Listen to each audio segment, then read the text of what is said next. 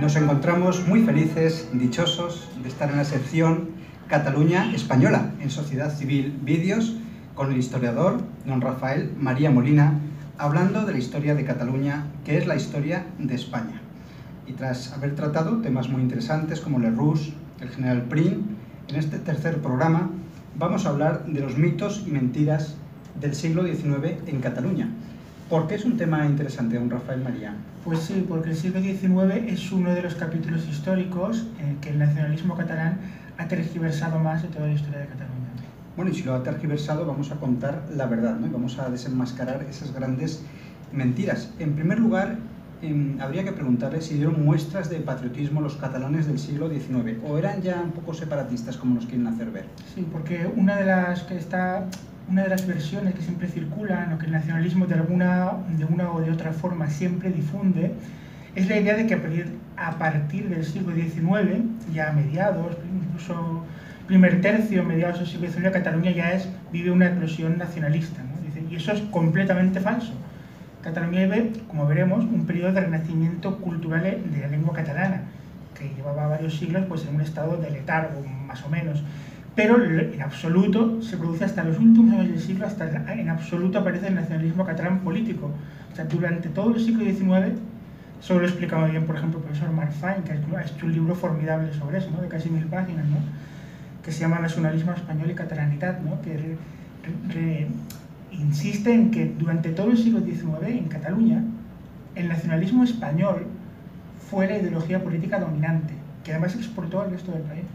Además que eran muy patriotas. Vamos a hablar de las guerras del siglo, en el siglo XIX, cómo ellos luchaban por España y iban a recibir los soldados con entusiasmo. Por ejemplo, ponga algún ejemplo. Sí, claro, porque eso es muy evidente, por ejemplo, desde la propia Guerra de la Independencia, ¿no? Guerra del francés, que algunos llaman en Cataluña, pero pues, la Guerra de la Independencia en Cataluña fue un momento de una auténtica eclosión españolista. O sea, no se conoce ningún momento de separatismo en absoluto, ¿no? Los catalanes se levantan, como todos los españoles, pues en guerrillas, en lucha popular, continuamente combatiendo contra el francés, pero siempre en defensa de España. O sea, ni siquiera aparece el tema del foralismo, ni siquiera, ¿no? Y ni más mínimo separatismo, ¿no? Siempre en defensa de España, ¿no? Hay unos ejemplos que, bueno, sería para otra conferencia, ¿no? El siglo XIX, o sea, la guerra de independencia en Cataluña, ¿no? Gerona, sí, asedio de Gerona, no sé, el asedio de Tarragona, esos asedios inmortales, ¿no? Con esas defensas heroicas, ¿no? Batalla del Bruc y tantos otras, pero muchos otros momentos y personajes donde que queda claro que los catalanes luchaban por España. Eso es una auténtica evidencia. Acabaría el siglo con la pérdida lamentable de Cuba, pero aún así iban con mucho entusiasmo a defender los intereses. Sí, guerra de independencia. Luego pasa, por ejemplo, otro momento muy interesante, bélicamente hablando, ¿no? Desde el punto de vista militar, que son la guerra de África, la llamada guerra de África, que es la guerra de Marruecos, entre España y Marruecos, de 1859 a 1860, donde hay una figura de la que ya hablamos en este programa, egregia, ¿no? Una figura muy importante que es el general Prim, don Juan Prim y Prats, ¿no? Que, bueno, y los famosos voluntarios catalanes, ¿no? Que ese batallón que tendrá un papel muy destacado de voluntarios catalanes en esta guerra, ¿no? Y sí, vemos esos cuadros de aquella época, ¿no? Que representan a los voluntarios encabezados por el general Prim con su traje de catalán, su barretina y su bandera de España. Luego, por ejemplo, tenemos hay descripciones. El recibimiento que ofreció Barcelona a los voluntarios catalanes fue multitudinario, fue una cosa de 100.000 personas para la época, pero con banderas españolas y catalanas en todas las calles. Se habla, por ejemplo, es muy interesante, ¿no? Como en aquel recibimiento de mayo de 1860, los soldados que venían de aquella guerra, pues que también venía el general Prim, llegaron a encontrarse en Barcelona, en aquel momento, por ejemplo, más de 2.000 banderas españolas entre balcones y entre diferentes calles, con más tiros puestos por el ayuntamiento, ¿no? Esto es la Cataluña del siglo XIX real, ¿no? Por ejemplo, que eran nacionalistas, pero nacionalistas españoles. Pues así es, ¿no? Eso lo define también muy bien el profesor Parraicoa, que ha escrito libros muy interesantes sobre este tema, ¿no? Él habla del siglo XIX como el siglo de la eclosión españolista de Cataluña. Claro. El siglo de la eclosión españolista de Cataluña. Hay que tener en cuenta que durante el siglo XIX, por ejemplo, en Cataluña, la bandera española rojigualda era mucho más popular que la señora catalana.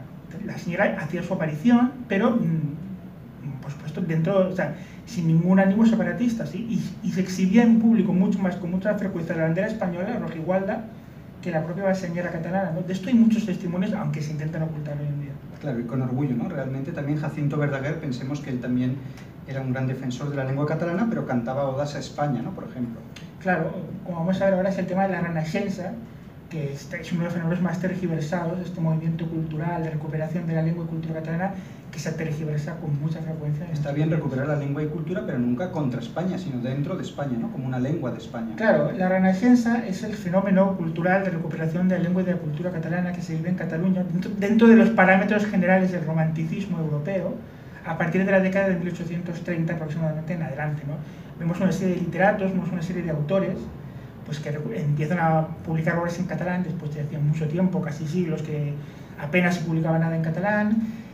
Aparecen muchos temas de amor a la propia, a la que se decía entonces, a la provincia, a Cataluña, pero ahí viene la tergiversación. Hoy nos venden, hoy nos dicen, desde el nacionalismo, bueno, yo lo vi en mi época cuando iba al colegio, ¿no? Me acuerdo, nos contaban como Verdaguer, por ejemplo, y aún lo siguen diciendo, nos dice que Jacinto Verdaguer era nacionalista, ¿no? Cuando un hombre absolutamente en la línea del tradicionalismo, muy catalán y muy español. Por supuesto, bueno, son sus versos de Atlántida, esas evocaciones que tiene la batalla de Lepanto, ¿no? Los autores de la Renaixença no había ninguna contradicción para ellos en amar a Cataluña y recuperar la lengua y la cultura catalana con amar a España como su nación y su patria grande. Solo en los últimos años del siglo XIX, hablamos ya de finales de la década de 1800, o sea, ya en la década de 1890 prácticamente, empiezan a aparecer, pero son los últimos años, algunos personajes, algunos intelectuales, como Àngel Guimarà, por ejemplo, Frederic Pitarra, por ejemplo, hasta cierto punto, que ya empiezan a tener una visión nacionalista catalana, pero son los últimos años del siglo XIX. Hay figuras egregias de la Renaixença, por ejemplo, Víctor Balaguer, que es un gran historiador, es un gran literato, fue también presidente de la Diputación de Barcelona, se le considera una figura esencial de la Renaixença. También Manuel Angelón, Antonio Antadil, por ejemplo, Claro, estas figuras, por ejemplo, están muy tergiversadas, porque nos encontramos que llega como decíamos antes, la guerra de Marruecos de 1859 y estas figuras hacen auténticos cantos al heroísmo patriótico español. Víctor Balaguer, de hecho, escribió un libro sobre la guerra de Marruecos, que rebosante de patriotismo español. Para ellos no había contradicción, lo mismo Angelón y Altadil, que son figuras clave en todos los libros sobre la Renaixença, ¿no? Entonces, ¿qué hace hoy en día el nacionalismo? Habla de esos personajes, pero nos mutila toda su faceta españolista políticamente, ¿no? Y te los vende como si fueran nacionalistas catalanes políticos, ¿no? Es una gran tergiversación, ¿no? Pues eso es muy típico, ¿no? Y luego también nos oculta el nacionalismo. Esto, no lo digo yo, el profesor Marfan, como decía, que ha publicado un libro magnífico sobre eso de 900 páginas, lo demuestra perfectamente, ¿no? Bueno, es un libro que ya está considerado un clásico, ¿no? Bueno, ya hay otros libros, ¿no? Pero se les intenta marginar desde la cultura oficial catalana hoy en día, ¿no? Que demuestra que, además de estos autores, además de no ser políticamente catalanistas, escribieron mucha parte de su obra en castellano, cosa que hoy también se oculta. Pero incluso los más críticos que aparecieron a finales del siglo XIX tienen un respeto por España, ¿no? No lo hacen con esa... Hombre, sí, por ejemplo, bueno, Àngel Guimarà, por ejemplo, que ya es un autor de finales del siglo XIX, que sí ya es un nacionalista catalán, un regionalista casi nacionalista, pero bueno, por lo menos tiene algunos momentos, por ejemplo, que por cierto nació en Tenerife, donde él se lamenta, por ejemplo, es otra cuestión, ¿no? de la destrucción del monasterio de Poblet en la década de 1830 por parte de los revolucionarios catalanes liberales radicales, ¿no? Que es otra cuestión, pero estaría para otra conferencia, muy ocultada hoy en día. En cualquier caso no decían que los españoles eran bestias taradas y eso, ¿no? Como hemos escuchado hoy en día. Todo lo contrario, si lo hubieran dicho, a los que hubieran dicho eso, ellos los hubieran puesto, hubieran llevado prácticamente a la guerra contra ellos, ¿no? Hay esas famosas publicaciones catalanas, como digo, de la guerra de Marruecos, ¿no? Que son como El Cañón Rayado, Metralla de la Guerra de África, son periódicos que se leen en Cataluña en un tono absolutamente patriótico, ¿no? Luego, por ejemplo, está todo el tema, mención aparte, que lo ponemos más adelante, ¿no? Más detallado, el de la cuestión de Cuba. Cuba fue una cuestión esencial para Cataluña en el siglo XIX y para el conjunto de España, ¿no? Los catalanes en la guerra de Cuba, hay que recordar que hubo dos grandes guerras de Cuba, no solo una. La primera, que va del año 68 al 78 del 19, que se conoce como la Guerra de los 10 años, y luego la última, la definitiva, que va de 1895 al 98, y en la que al final interviene Estados Unidos y perdemos Cuba. Pero en estas dos grandes guerras de Cuba, bueno, los catalanes de aquella época dieron auténticas muestras de patriotismo español, desde la formación también del cuerpo militar de voluntarios catalanes que partió a la Primera Guerra de Cuba y tuvo mucha importancia.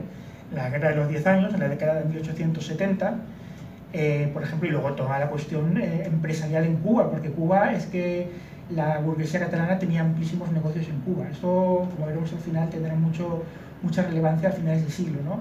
Y bueno, simplemente decir, esto no lo digo yo, ¿no? Hay muchos libros publicados, ¿no? Pero que la burguesía catalana, sobre todo la burguesía, como tenía tantos negocios en Cuba, ¿no? Por ejemplo, sobre todo eran temas de plantación, Cuba era la primera productora mundial de azúcar y una de las primeras de tabaco, por lo tanto era una colonia que era muy rica.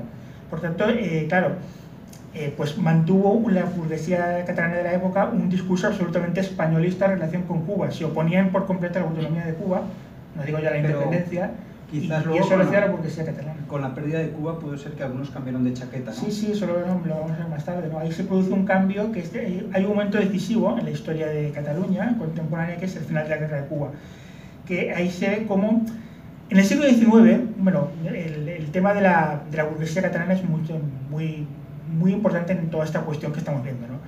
Porque la burguesía catalana del siglo XIX, en el siglo XIX las partes más industrializadas de España eran Cataluña y Vascongadas, también Madrid y un poco Asturias. Y entonces, claro, eran las partes más industrializadas, claro, la burguesía catalana era la más importante del conjunto de España en aquel momento. Y entonces, claro, había dos grandes cuestiones en el candelero político de la época, ¿no? Y económico, que era, de un lado, la cuestión del proteccionismo y luego la cuestión de Cuba, como vemos, ¿no?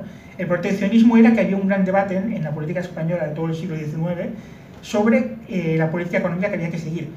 Había dos grandes teorías, el librecambismo y el proteccionismo. El librecambismo era que tú dejas entrar una política económica, bueno, liberal diríamos, que tú dejas entrar los productos extranjeros sin muchas dificultades. Y el proteccionismo era que tú les pones aranceles, les pones impuestos altos para que no entren o casi no entren los productos industriales extranjeros. ¿Qué pasa? Que la burguesía catalana en aquel siglo XIX jugaba un gran papel en defensa del proteccionismo.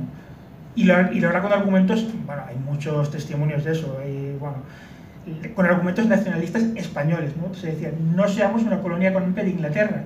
Como Inglaterra era el gran país, en aquel siglo XIX vivía su gran momento industrial, era la principal potencia económica e industrial del mundo, decía, pongamos barreras económicas, hagamos un partido proteccionista para que la industria española, o sea, España se abastezca con su propia industria. Claro, era la propia industria de la burguesía catalana. O sea, que Cataluña, que sabía que para ser rica y próspera tenía que ser dentro de España, como sucede ahora, y realmente no se fugaban empresas, ¿no? Ni nada, ¿no? No, por supuesto, la burguesía catalana del siglo XIX tenía bien claro, con eso hay muchas figuras, ¿no? Bueno, Güell, por ejemplo, esas grandes figuras de la burguesía catalana de Cuba, ¿no? Que Bacardí, Barceló, los rones estos famosos, sí, y muchos más, ¿no? Por ejemplo, donde, bueno, pues se tenía bien claro que España era...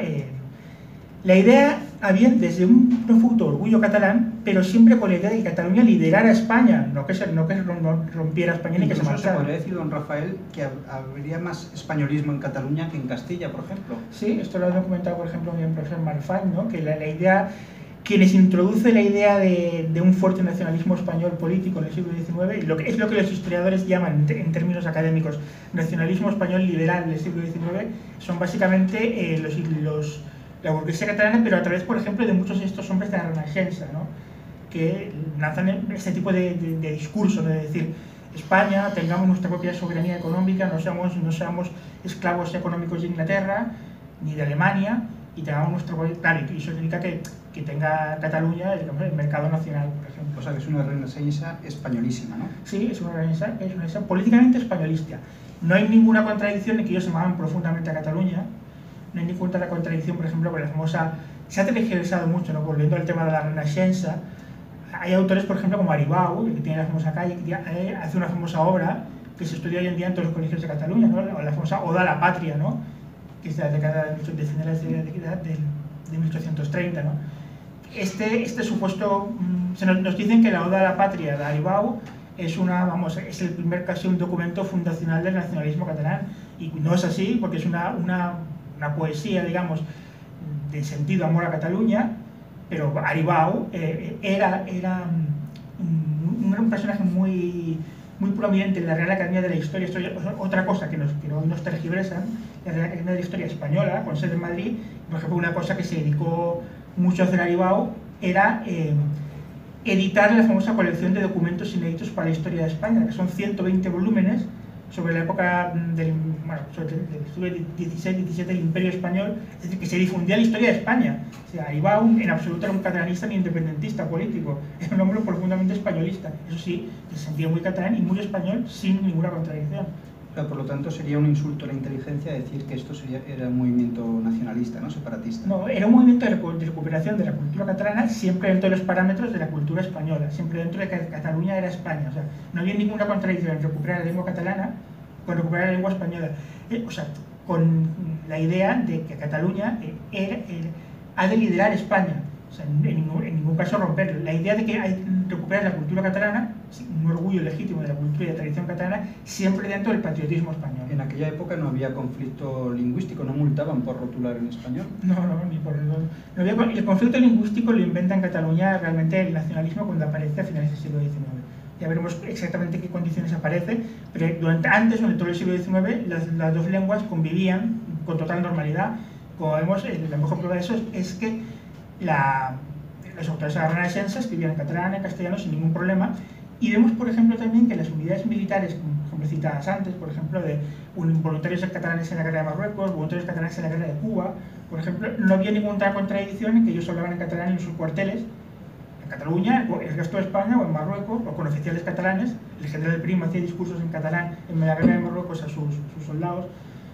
Prim no solo mandaba a los voluntarios catalanes, mandó una gran parte del ejército español en esa guerra, pero tenía una relación especial con los voluntarios catalanes. No había ningún problema en usar el catalán en ámbitos militares españoles. A nadie del resto de España le causaba ningún problema, ningún resquemor, ni se extrañaba, ni le molestaba, ¿no? No había ningún conflicto.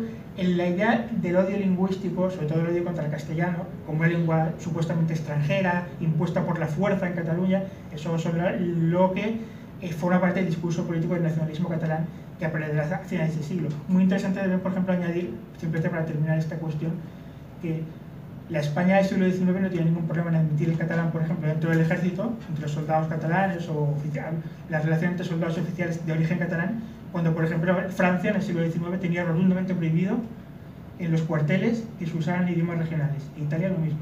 Italia se unificó a partir de 1870. O sea, por ejemplo, otros países, en esto, en cambio, esta España, que dicen que nos dicen que es tan malvada y que no comprende su diversidad, no tiene ningún problema en admitir el catalán en los cuarteles, ni el vasco. ¿no? Y en aquella época era impensable quitar una bandera española del ayuntamiento, por ejemplo, ¿no? De hecho, las ponían, más que quitarla, Claro. como digo, es que, bueno, pues las imágenes, los cuadros de la época, la bandera española está por todas partes. Igual hasta los castellanos acusaban a Cataluña de ser demasiado españolistas, ¿no?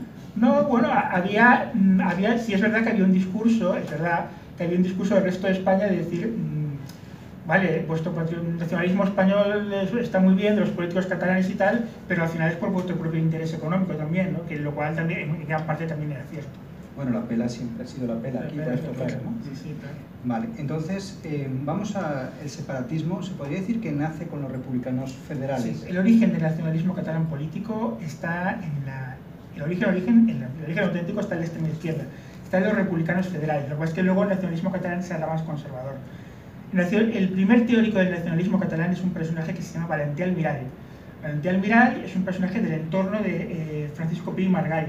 Pi i Margall era un político catalán, fue presidente de la Primera República, no era independentista ni siquiera nacionalista, pero sí era ampliamente federalista, ¿no?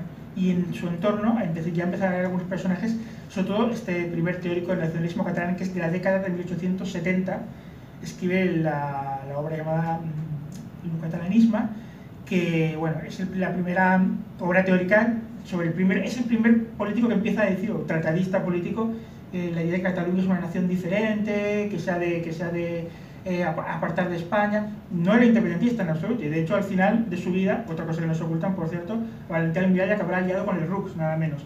Pero bueno, es verdad que es el origen del nacionalismo catalán político es Valentí Almirall en el entorno del republicanismo federal. Hablamos de la década de 1870.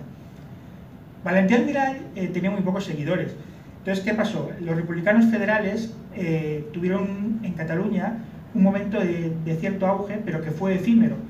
Y ya en la propia década de 1870, bueno, vemos como en Cataluña florece otra vez el nacionalismo español, ¿no? Porque es la década que se organizan los voluntarios catalanes para la guerra de Cuba, para la primera guerra de Cuba, y hay grandes manifestaciones cuando los soldados eran despedidos en Barcelona. Habían grandes, vamos, ahí los libros de la época, yo tengo colección, bueno, varios libros de la guerra de Cuba, que son los más interesantes, escritos en el siglo XIX, que se ve como las despedidas eran auténticamente multitudinarias, con banderas españolas, vamos, manifestaciones tanto en catalán como en castellano de amor a España, que eran entrañables. ¿Qué pasa? El nacionalismo catalán, su origen es de extrema izquierda, pero ya en la década de principios de 1880 empiezan a aparecer unos personajes que ya son más bien conservadores, ¿no? Y ahí empieza a aparecer la figura de Prat de la Riba, y entonces empieza a aparecer ya una serie de personajes que hacia principios de la década de 1880 empiezan a formar los primeros grupos y partidos que acabarán derivando más tarde en la Lliga Regionalista, que es el primer partido nacionalista catalán, aunque se llamará regionalista, pero ya tendrá algunos componentes nacionalistas y ya será de origen conservador. Ahora, por eso, aquí también en este tema hay una gran confusión, por eso es importante extenderse en este punto. No significa que a partir de 1870 o de 1880 Cataluña es nacionalista, no, en absoluto. Significa que empiezan a aparecer grupos nacionalistas, o catalanistas más que nacionalistas, pero que todavía serán, durante largos años, serán irrelevantes, serán marginales. Estaban, pero tenían muy poco apoyo. No lo digo yo, esto lo han dicho nada menos que en sus memorias Francesc Cambó, o lo dice Josep Pla, que recuerdan de esa época. Cambó recuerda, como por ejemplo, dice en la década de 1880, dice Cambó en sus memorias, catalanistas había uno en cada pueblo, dice, y éramos muy pocos, dice. Pla dice lo mismo, viene a decir lo mismo, ¿no? Dice, incluso un historiador, por ejemplo, contemporáneo, bastante afín al catalanismo, como es Borja de Riquer, reconoce que los congresos de la Unión Catalanista, que fue uno de los primeros grupos catalanistas en la década de 1880, eran absolutamente minoritarios, no tenían apoyo, tienen un apoyo muy minoritario todavía. En esas épocas, todavía, en estos últimos decenios del siglo XIX, la idea que predominaba en Cataluña, tanto de izquierdas como de derechas, pero era todavía una idea patriótica española. Se verá en la guerra de Cuba, se verá, por ejemplo, en la exposición de Barcelona Universal de 1889, donde la monarquía es aclamada. Y no hay más que ver, por ejemplo, cómo nos ocultan los carteles promocionales de Barcelona en la exposición del 89. Están llenas de banderas españolas por todas partes, ¿no? Por ejemplo, ¿no? Actos militares, todo, ¿no? Claro, ¿cuándo empieza a cambiar? ¿Cuándo se produce el cambio de verdad definitivo? Como veremos, pues ya hay una fecha decisiva que es 1899-1900, ya después de la guerra de Cuba. O sea, podría decirse que a partir de perder Cuba cambian de chaqueta y decir, bueno, con España nos ha ido muy bien, pero ahora que hemos perdido esto, como rebeldía, pues nos vamos de España, o pues es más profundo. En parte tiene algo que ver, porque ¿qué pasa? La burguesía catalana, con la pérdida de Cuba, pierde mucho dinero, porque claro, eran dentro de lo que era Cuba, cuando Cuba era española, los negocios españoles en Cuba eran básicamente catalanes. Había también empresarios de otras regiones, ¿no? Pero sobre todo las plantaciones de azúcar, de tabaco, todo aquello, de ron, de muchas cosas, estaban en manos de empresarios catalanes. ¿Qué pasa? Al perder Cuba, la burguesía catalana pierde mucho dinero. Y aquí se produce, en 1899, un cambio trascendental que marca todo el resto de la historia de Cataluña hasta aquí. Una serie de políticos y de burgueses catalanes se entrevistan con el presidente del gobierno, Sagasta. España acaba de perder Cuba, y le dicen que, bueno, le proponen que, claro, que Cataluña debe tener un concierto económico, como el que tienen las provincias vascas. Cataluña tiene un concierto económico porque, claro, entonces, ¿qué buscan? Pues recuperar vía los impuestos. Con ese concierto económico buscaban todos recuperar vía los impuestos lo que habían perdido en Cuba. Entonces, cuando Sagasta, el presidente del gobierno, bastante indignado, les dice: han muerto 100.000 soldados españoles en Cuba, entre las dos guerras, por defender sus negocios. Y ahora nos dicen ustedes que tienen ustedes que quedarse los impuestos de los catalanes, porque si no, puede haber grandes cambios políticos en Cataluña. Pues no sé, lo siento, habérselo pensado mejor. Sagasta se indigna mucho con ellos, ¿no? Porque claro, ya ve que empieza a haber un doble juego importante en la burguesía catalana. Y entonces, ¿qué pasa? Al no obtener la burguesía catalana, los empresarios catalanes, el concierto económico, vemos que, bueno, algunos sectores lo siguen pidiendo hoy en día, ¿no? Pero ya empezaron a pedirlo en 1899. Hay un cambio trascendental, que es que a partir de ese momento la burguesía catalana empieza a dar apoyo al movimiento catalanista, que hasta entonces era muy minoritario, entre razones porque tenía muy poco dinero, tenía muy poco apoyo, ¿no? Se produjo el cambio trascendental. Llegamos a las elecciones de 1901. Antes hay un fenómeno que no voy a extenderme mucho, que es el tancament de caixes, que es una protesta que hubo no solo en Cataluña, sino en el conjunto de España, contra la subida de impuestos que se había producido, en parte también porque el Tesoro, esto fue en 1899, el público quería recuperar parte de las pérdidas de Cuba, ¿no? Y entonces hay una gran protesta en Cataluña muy liderada por la burguesía catalana.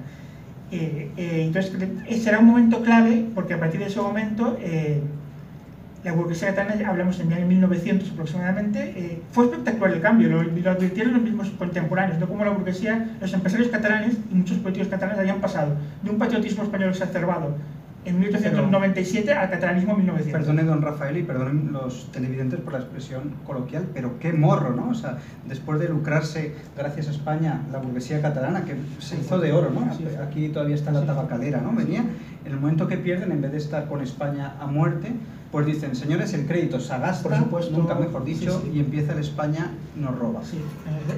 La pataleta, ¿no? De alguna forma sí. A intentar sangrar a España. Por supuesto, no todos los empresarios catalanes, no todos los burgueses catalanes se hacen catalanistas, pero, bueno, ha habido antes grandes figuras de la burguesía catalana, recuerdo el Marqués de Comillas, que la dirige en Cántabro, que colabora aquí a la estatua, ¿no?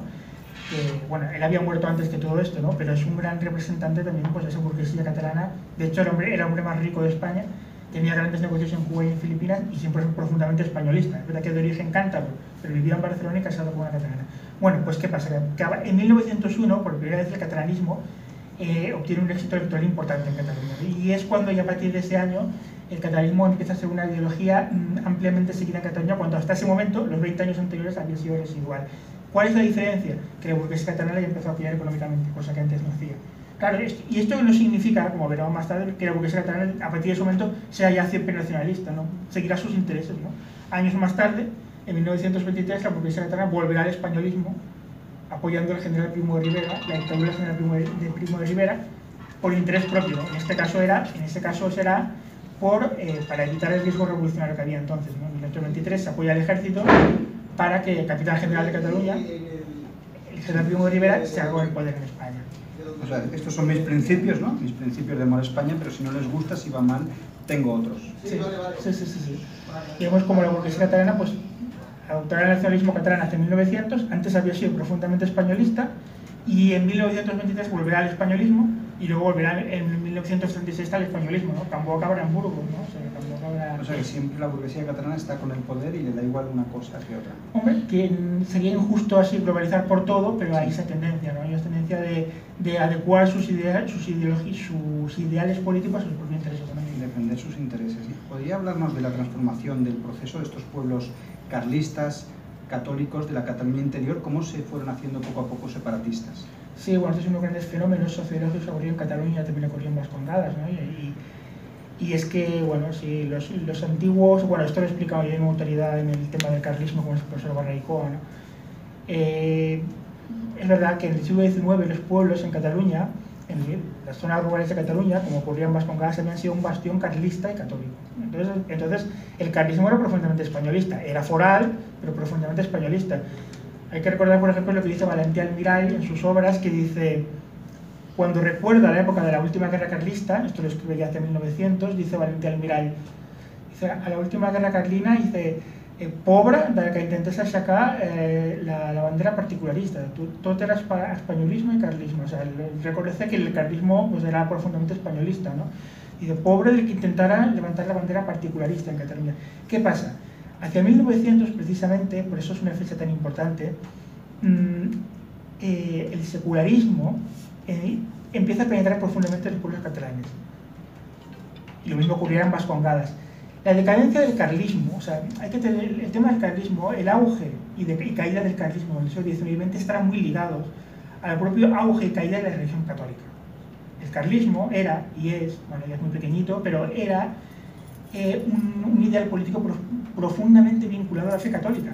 Entonces, cuando la fe católica decae completamente, el carlismo cae completamente, ¿no? Eso es una evidencia, ¿no? Pero entonces, claro, es un tema muy complejo, ¿no? ¿Qué pasará? Cuando aparece el catalanismo a partir de 1900, se produce un hecho muy importante, que es en 1905, bueno, 7, perdón, que son las leyes municipales, donde la famosa coalición Solidaridad Catalana, donde los carlistas catalanes se alían con los catalanistas de la Lliga Regionalista de Cambó, ¿no? De Prat de la Riba, ¿no? Esto probablemente fue un gran error estratégico del carlismo, porque lo que acabó ocurriendo fue que los pueblos catalanes poco a poco irán pasando del carlismo al catalanismo. No fue un fenómeno brusco en 2 años ni en 5. Y este fenómeno ocurría también en Vascongadas, ¿no? O sea, al hilo de la caída, de que empieza a ocurrir una fuerte secularización y de las alianzas del carlismo con el catalanismo, el resultado será que el catalanismo se irá extendiendo y el carlismo se irá haciendo pequeño en los pueblos. Podría decirse de manera muy sencilla que mientras Cataluña fue católica, fue carlista, pero a medida que fue perdiendo la fe, pues estaba ávida de novedades, ¿no? De, sí, bueno, aliarse con la Liga, bueno, a ver qué pasa, ya no creemos tanto, a ver, como un nuevo ídolo, ¿no? Sí, en el fondo sí, y el catalanismo, el nacionalismo catalán, ya en aquella época, y hoy lo vemos continuamente, tiene fuertes componentes pseudo-religiosos, ¿no? Es una ideología, lo vemos en los independentistas, ¿no? Que, vamos, exige entrega total a sus seguidores, ¿no? Exige hasta económica, se sacralizan elementos como la lengua, son completamente sagrados, claro, vino a ejercer, ya entonces empezaba a ejercer como una especie de religión de sustitución para las personas que habían perdido la fe, sobre todo en los pueblos, donde se empezaba el fenómeno del secularismo, en los pueblos catalanes y Vascongadas, empezaba ya fuerte hacia 1900. ¿Qué ocurre? Hay que tener en cuenta una cosa de todas formas, y es que durante el primer tercio del siglo XX, hasta 1936, la Guerra Civil, el catalanismo se expande en los pueblos, en las zonas rurales de Cataluña, pero no consigue todavía barrer al carlismo, no consigue todavía eliminar al carlismo, laminarlo. El carlismo sigue teniendo una presencia relevante en los pueblos, ¿no? La mejor prueba de ello es que en lo que ocurrió en la Guerra Civil, hay esa famosa unidad militar, ¿no? Muy heroica del tercio de Requetés de Nuestra Señora de Montserrat, que luchaba en el bando de Franco, formada por carlistas catalanes de los pueblos. O sea, y claro, y hay que recordar, por ejemplo, otro fenómeno que se suele olvidar, que la colectividad política más exterminada de la Cataluña de Companys durante la Guerra Civil son los carlistas. Más de 800 carlistas son asesinados, y eran sobre todo gente de los pueblos.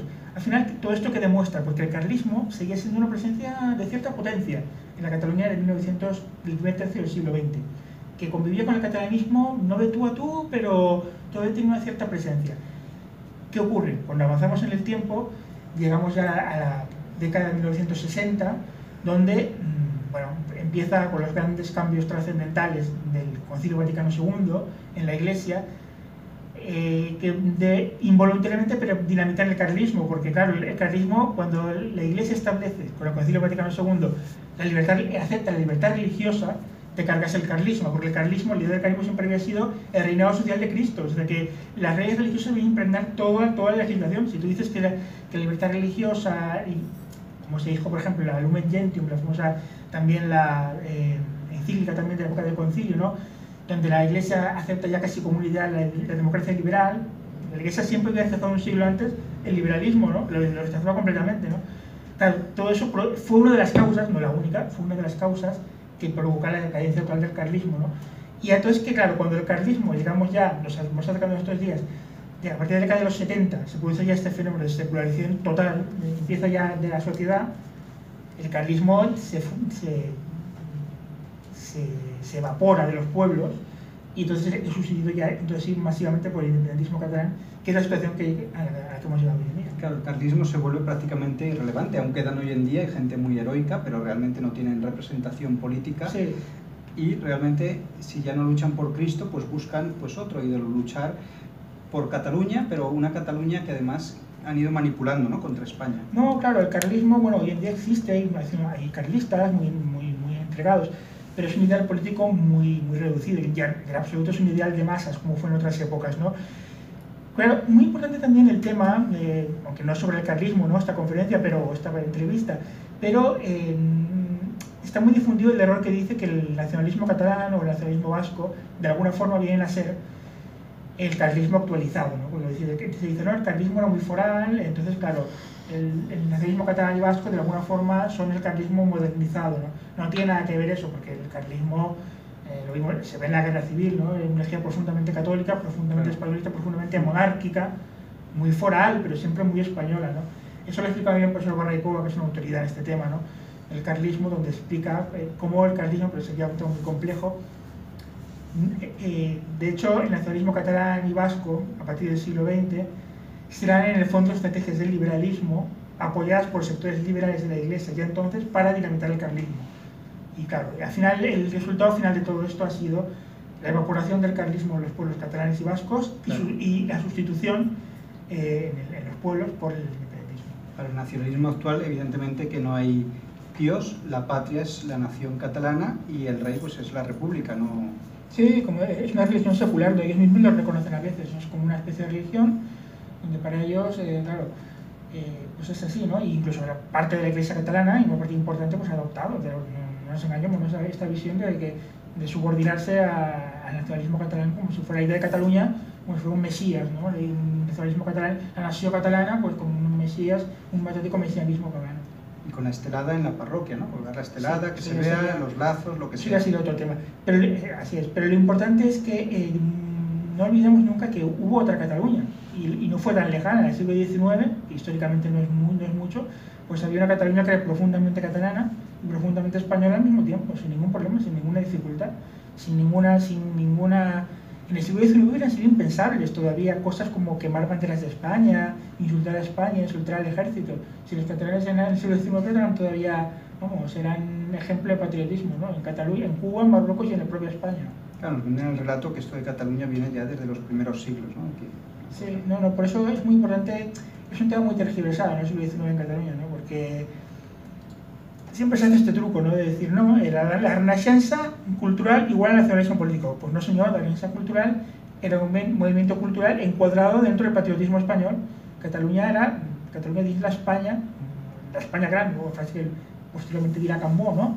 Pero, o sea, no había una idea de nacionalismo político. El nacionalismo político aparece a finales del siglo XIX y en los últimos años, realmente, y será minoritario durante todo el siglo XIX. Por eso es importante sacar estos textos de amor a España de autores catalanes, ¿no? Que se sepan lo que escribieron y que vean la verdad de la historia, lo que ha habido. Sí, a mí me acuerdo como me contaban en la escuela, ¿no? En el colegio me explicaban como Verdaguer era un auténtico nacionalista catalán, ¿no? Y para nada. Y luego me enteré de mayor, por ejemplo, pues que Verdaguer tenía auténticos ideas, la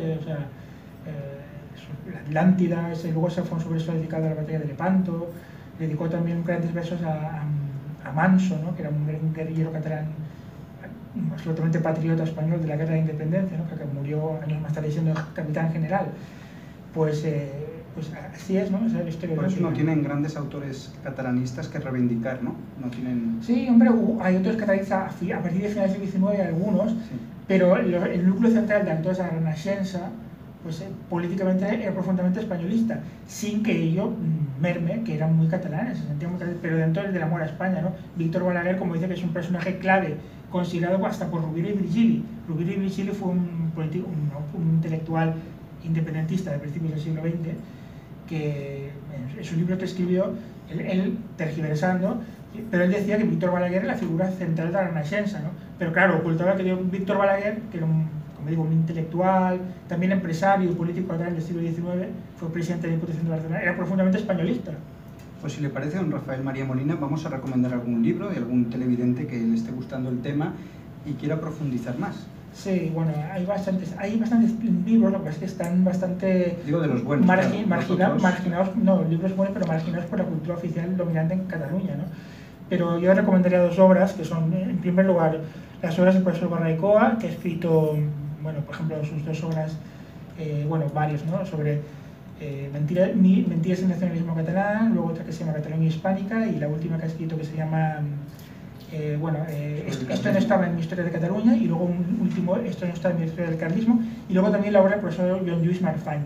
El profesor Joan Lluís Marfany, que es un hombre de izquierdas, por cierto, catedrático catalán en la Universidad Británica, escribió un libro que ha provocado un fuerte sotrac, ¿no? A los catalanistas hace 2 años, que ha tenido un gran éxito intelectual, ¿no? Que se llama Nacionalismo Español y Catalanitat, que tiene casi 900 páginas, y es un libro, puede parecer árido, pero es muy recomendable, porque pone en candelero, explica profundamente todo esto que estamos diciendo. Supongo que en TV3 habrán difundido mucho este autor, ¿no? Con entusiasmo. En absoluto, ¿no? Y cuando se habla de él, por ejemplo, en medios como La Vanguardia, como es una obra muy intelectual muy importante, no se le puede ningunear, pero ha sido en tono crítico y poniendo en duda. Qué raro. ¿Algún libro más que quiera recomendar? No, bueno, por ejemplo, aunque no sea una figura, por ejemplo, del españolismo político, pero sí de un regionalismo positivo, por ejemplo, las memorias de Cambó, que es una figura del catalanismo, ¿no? Pero son interesantes para ver cómo, por ejemplo, como él mismo describe los primeros años del catalanismo, reconociendo que los primeros años del catalanismo era absolutamente minoritario este fenómeno.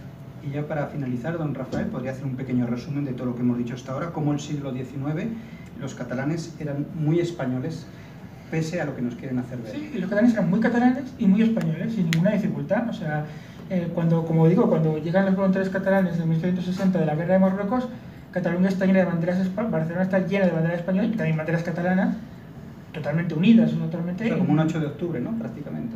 Como un 12 de octubre, 8 de octubre, 12 también. 8 o 12 de octubre, sí, como un 8 de octubre. Y sí, desde luego, ¿no? De hecho, se habla de casi 100.000 personas este día.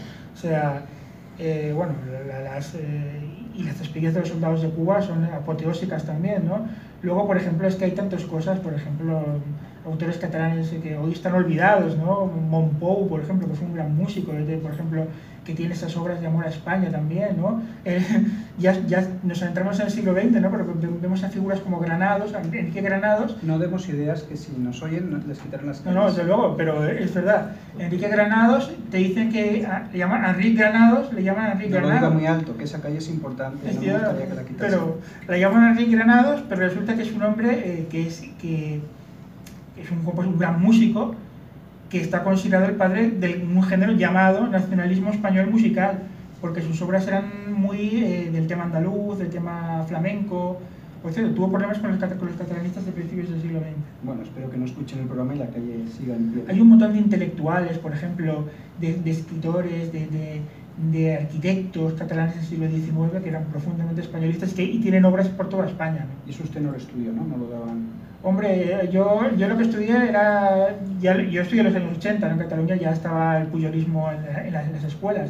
Y ya me acuerdo, bueno, nos decían que el Verdaguer era catalán, la Renaixença era el nacionalismo catalán, sí, todos los mitos. Yo doy gracias a Dios por no haber sido doctrinado aquí, porque mi corazón no lo hubiese soportado. Le agradecemos mucho, don Rafael María Molina, estas lecciones sobre los mitos y mentiras del catalanismo en el siglo XIX, y esperamos, Dios mediante, ya después del verano, ¿no?, para seguir haciendo estos programas de historia. También te deseamos que pase una buena temporada por allí, por Andalucía, ¿no? Que pueda desintoxicarse de este ambiente tan hostil. Bueno, sí. Bueno, pues muchas gracias a ustedes por estar ahí y seguiremos, Dios mediante, hablando en Cataluña española de estos temas que interesan y que hay que conocer.